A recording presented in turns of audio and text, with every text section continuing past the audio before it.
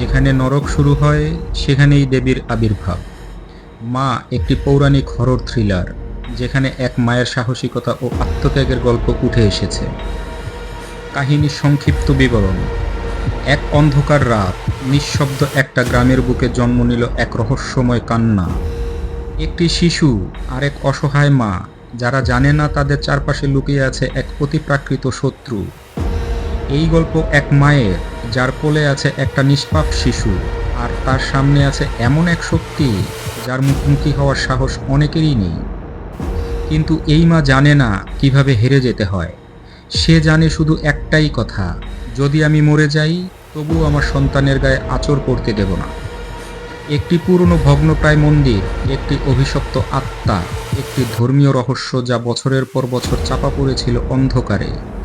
এবার সেই রহস্য বেরিয়ে এসেছে আলোয়। তার লক্ষ্য একটাই: এই মা ও তার শিশু। কাজল এখানে একজন একদম সাধারণ মা, কিন্তু পরিস্থিতি তাকে বানিয়ে তোলে এক অলৌকিক যোদ্ধা। জীবনের চরমতম পরীক্ষায় তাকে নিতে হয় এমন কিছু সিদ্ধান্ত যা পাল্টে দিতে পারে ধর্ম, বিশ্বাস আর মা শব্দটার সংজ্ঞা। এটা কেবল একটা সিনেমা নয়, এটা এক মায়ের যুদ্ধ, এক মায়ের আত্মত্যাগ এবং এক মায়ের বিজয়ের গল্প। মায়ের চরিত্রে রয়েছেন কাজল, যিনি তার অভিনয়ে আবারও প্রমাণ করেছেন কেন তিনি বলিউডের অন্যতম সেরা অভিনেত্রী। তার সঙ্গে রয়েছেন রণিত রায়, ইন্দ্রনীল সেনগুপ্ত এবং খেরিন শর্মা, যারা এই গল্পে নতুন মাত্রা যোগ করেছেন। সিনেমার সঙ্গীত পরিচালনা করেছেন শাশ্বত সচদেব এবং গানে কণ্ঠ দিয়েছেন সুখবিন্দর সিং। পরিচালনায় বিশাল ফুরিয়া এবং প্রযোজনায় জিও স্টুডিও ও দেবগন ফিল্মস।